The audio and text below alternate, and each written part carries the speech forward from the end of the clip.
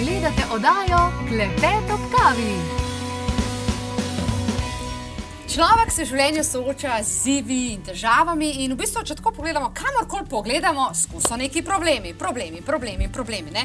Skratka, problemi so predmet praktično vsakega pogovora in tudi, če ima recimo nekdo večji problem od našega, se bo nam osebno zdel naš problem seveda največji in najbolj pomemben. Ne? Ampak, a ste kdaj o problemih iskali morda tudi kakšen globlji smisel, ne? Kako prebroditi težave, ki se zdijo mogoče nerešljive in kaj narediti, ko so pa čustveni izzivi največji? No, o tem bomo v današnji oddaji spregovorili s svetovalcem in terapeutom Jernejem Zorcem. Lepo pozdravljen, Jernej. Zdaj za začetek, ne? Pač vsi imamo probleme, eni jih veselo sprejmemo, eni mogoče jim to predstavlja zelo veliko breme. Kaj pa ti recimo? Navadni smrtnik jih imamo, a jih imaš ti tudi ali ti pa nimaš problemov? Seveda jih imam, se iz tega izhajam. Izhajaš iz tega, ne? Seveda, ne. Torej tvoje življenje ni teklo li čisto po maslu, bova rekla. Še zmeraj so izzivi, vedno, ne, ampak razlika pa je, kako se z njimi soočamo konec koncev s temi izzivi, ne. Daj, lahko najde včasih nekdo neko srednjo pot, pa išče, tam se skrije v zlati sredini, ne, kdo se čisto odmakne, pa slej ko prej pade tam v tiste te hude zadeve, v smislu najnižjih, ne, najtežjih situacij, lahko se pa kdo malo naprej prerine, pa tudi tam gor ni spet vse bleščeče in fino, ne, so tudi tam svoje vrstni izzivi, tako da nekje še zmeraj duša vsakega posameznika tista, ki nekje določi eno osnovno smernico, kako bo človek živel in s katerimi zadevami se bo soočal. Ne. Ok, zdaj jaz sem na pretepna terapija, o katerem bova seveda malo kasneje govorila, zato da sem preverila, v bistvu, kaj sploh delaš in kako izgleda sam postopek. Zdaj ti v bistvu si tudi medij, torej določene stvari slišiš, vidiš in to v bistvu to ni iz danes na jutri, to se te pa v bistvu že celo življenje dogaja, ampak nisi bil pa tako pozoren na te stvari, ne? Dokler te ni presekal konkretno, ne? Dokler me ni konkretno presekal in me je v bistvu življenje začelo v to smer peljati, da sem se mogel začeti. Boš povedal več za naše gledalce, ki ne vejo. Recimo, da so se začeli določeni izzivi, čisto lastne izkušnje, take konkretne, traumatične, od raznih napadov do raznih iger, mahinacij in tako naprej. In sem se v enem trenutku začel zavedati, da bom mogel nekaj konkretno vase pogledati in začeti spreminjati, ker so se zadeve po istem vzorcu začele ponavljati. No in v enem trenutku sem se opogumil in sem tudi jaz stopil, v bistvu dobil energetika, ki me je prepričal, da pa energije so pomembne, ne, s samim delovanjem. In takrat me je pa noter potegnil, takrat so se mi pa tudi v ozadju začeli spomini zbujati, na kakšen način sem jaz dojemal, ker sem zmeraj v otroštvu sem se navadil eno dvojnost držati, ne, kako naven odigrati, da bom imel približno mir, ampak še vseeno mi je bila pa tista slika, kaj se v ozadju dogaja, pa majčkeno poznana, ne. In tle bila pa sem tista, ne, otrok majhen še mu zleti čez, brez kontrole, brez cenzure, ne, pa dobiš prvo klofuto, drugo klofuto in enkrat utihneš, ne. In takrat sem pa videl pol kasneje, ker sem rekel, da sem se začel za nazaj ukvarjati, pa s temi energetskimi zgodbami, sem pa videl, da se bo treba s tem soočati, da je treba iti v te spomine. Ker konec koncev od tega je odvisno življenje tukaj naprej, ali bom jaz sebe izrazil v svetu, ali ne bom, ali bom nekje pod preprogo čepel pa čakal, kaj se bo naredilo, ne. In v bistvu me potem zaneslo te razne raziskovanje teh tehnik duhovnih, ki so pa velikokrat bile v bistvu razlaga za tisto, kar sem podzavestno nekje že so mi bile stvari blizu, ne. In tudi strnil si seveda svoje zgodbe, 36 zgodb o knjigi Pot moje duše, ne? Zdaj, zakaj si pa knjigo izdal? Zakaj nisi se zdržal torej te zgodbe zase? To knjigo sem izdal, naj povem še v bistvu, da jaz sem začel v enem trenutku sodelovati z Mileno Matko, tudi še zdaj sodelujeva uspešno na svetovanjih, delavnicah. Poleg tega sem pa tudi svoje tehnike naprej razvijal, ne. In ko se soočaš z raznimi izzivi, ki jih prinašajo konec koncev ljudje, ki prihajajo, tudi moje izzive lastne včasih začnejo odpirati določeni. In s tem sem se pa tudi jaz mogel soočiti. In ena izmed načinov, kako sem tiste notranje napetosti svoje razbremenil, je bilo tudi ta, da sem jih preprosto te zgodbe zapisal, ker so se mi odvrtle, ker sem jih videl, ker so prišle čez mene, so se zlile, so se mi pokazale v viziji, ali pa sem jih čutil čez telo in tako naprej. In sem jih pač preprosto zapisal. Te zgodbe sem malo pozabil, no pa sem se tudi jaz enkrat ujel v ene take stvari, ki so me malo začelo te poti moje odmikati, konkretno. No in takrat sem te zgodbe začel prebirati za nazaj. In jaz sem videl, da so me tukaj postavile nazaj vame, dol, tukaj so me prizemljile, da sem enostavno določene stvari začel dojemati. So mi bile spet ozaveščene, ok, tle sem se videl, tale moj notranji škrat me je potegnil kje, ali pa kje, tale vzorc me je, bom rekel, nahecal, da sem se ustrašil nečesa, pa pobegnil. In v bistvu sem videl, da pol, če lahko meni pomagajo, da se vrnem vase, zakaj pa ne bi mogoče še komu. In sem pol v bistvu čist probal na en tak lahkoten način zbrati tistih ozek nabor teh zgodb, ki jih je bilo mnogo več, ampak bom rekel, da še vedno nisem preveč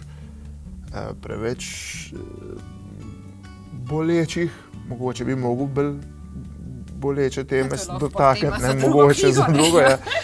Ampak vsaj približno sem dal na en tak čim lažji način, eno čim večjo širino, kakšen lahko, bom rekel, je ta naš odnos med notranjim in zunanjim svetom, kako se lahko v bistvu doživlja vse to, čez kar vemo, lahko poglisiraš in ne razmišljaš o ničemur in pač vzameš, kar ti življenje prinese in greš naprej.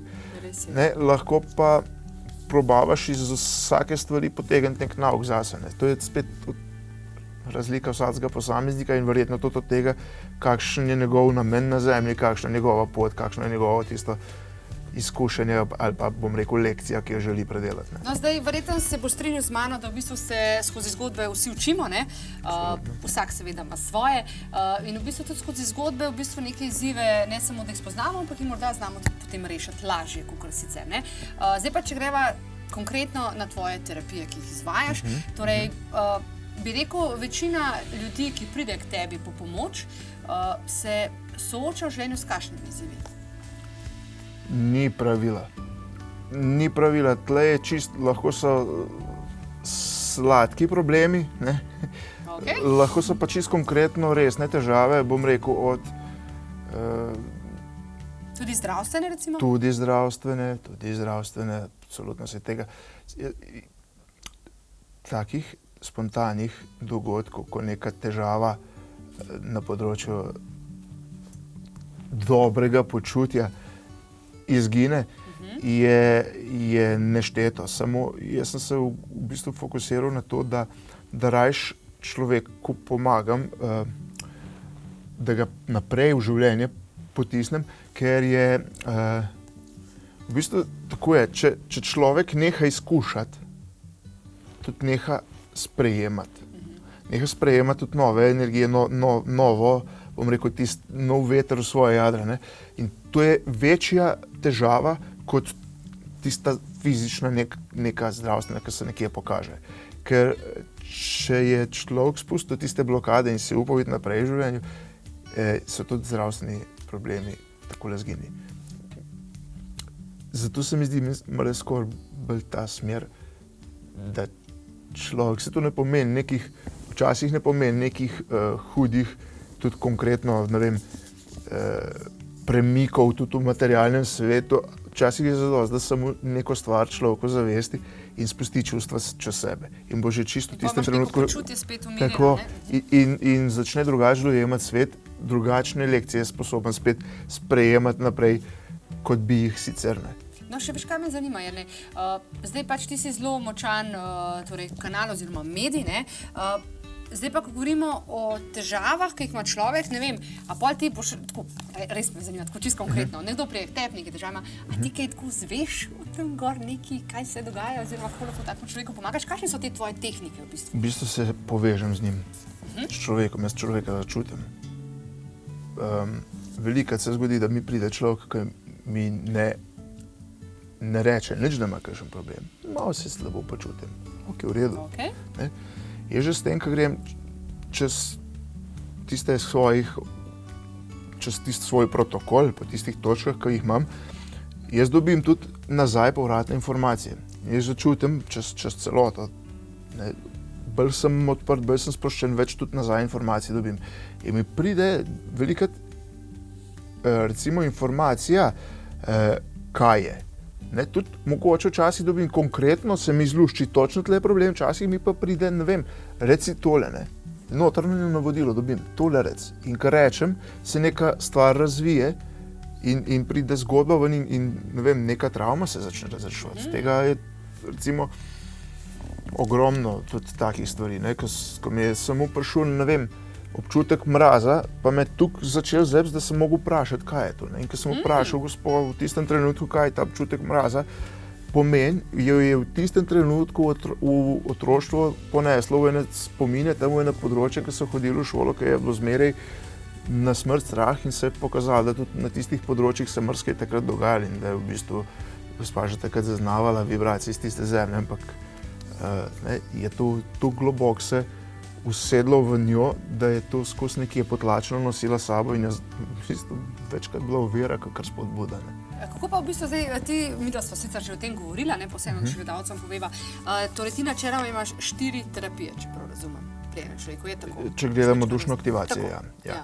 So to 4 obiski. Kaj je sploh dušna aktivacija? Dajva še to razložiti. Dušna aktivacija je v bistvu ta terapija, ki je namenjena tem, da človeka spremlja v nekem procesu, ker recimo življenje gre čez ene procese, se pravi, krožimo čez neke cikle, ne? Vsi, ne? Rad bi šli pa linearno, ampak čez to linijo, ne, skozi čas se nam dogajajo, ne, pa vzponi pa padci, čustveni izzivi, ne. In glih o tem sem govoril, tle se zgodba poveže, ne, če se v tem premikanju po časovni premici nehamo v bistvu tudi ta del čustvenega nihanja doživljati, potem nastane težave, ne. In jaz pa glih v tem, da ga podprem človeka, da gre čez to linijo, ko niha v čustvi, ker se običajno po podobnih vzorcih pojavljajo izzivi. Recimo, ko si nekaj novega želimo doživeti ali kakorkoli. Gremo čez dosti podobne izzive čustvene, kot, bom rekel, smo šli pri nekih drugih zadevah. In recimo velikokrat se ustavimo pred tistim delom, ko bi mogli nagrado sprejeti za to, kar smo, bom rekel, neko energijo v nekaj vlagali, nek trud.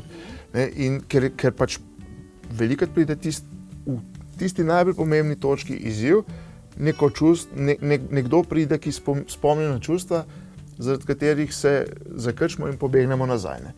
In tistega pa nočemo, mi svojega tistega darila nočemo sprejeti zaradi tistega čustva, ker nam je mogoče občutek, da je, to je pa prehuda, ne. Pa je mogoče... Tik pred koncem cilja, ne? Tako. To je največkrat, ne. No, jaz moram seveda še omeniti tvojo spletno stran, kjer lahko najdete podrobne informacije in sicer www.močduše.com, seveda brez stičnikov pa šumnikov, ne. Jernej tudi organizira kar nekaj delavnic in sicer si boste lahko zdaj v avgustu jih prvoščali ogromno in sicer obred, torej polne lune, ne, je recimo eden izmed njih, torej 6. avgusta, potem 8. avgusta še ena delavnica Odpuščam si, potem imamo 9. torej naslednji dan Prizemljujem sebe in potem še ena izjemno zanimiva 19. avgusta delavnica Močan moški, pa še ena moč torej arheotipov 22. avgusta in še zadnji, torej 19. septembra Jaz sem. Zdaj me pa zanima, tole smo si torej pogledali, oziroma ste poslušali, katera je tista delavnica, ki bi ti rekel, da je mogoče za nekoga, ki se še nikoli ni, ne vem, spoznaval s tem raziskovanjem sebe pa duše, recimo torej za začetnike. Kaj se ti zdi taka, da bi rekel, da jo priporočaš? Torej za nekoga, ki se prvič spoznava recimo s temi stvarmi. V bistvu mogoče tale Jaz sem ali pa Prizemljujem sebe, sicer pa tudi tako, tudi moč arhetipov je zelo močna zadeva. V bistvu ne bi sodu, katera bi bila tista najbolj priporočena za začetek, bo vsak sam začutil. Ker običajno tisti, ki ga pokliče, ta prva stvar, škoda se zavirati, stopi. Ne? Tam je zate. Ne? Čim se začne z umom razčlenjevati, to že ni več to. Ne? Mislim, je že boljš, poklicate mora v bistvu če dejansko, tisto ne? tam, kjer se je oko ustavilo, stop. Pa tudi predihaj strah, ker ta strah je v bistvu strah pred soočenjem s sabo.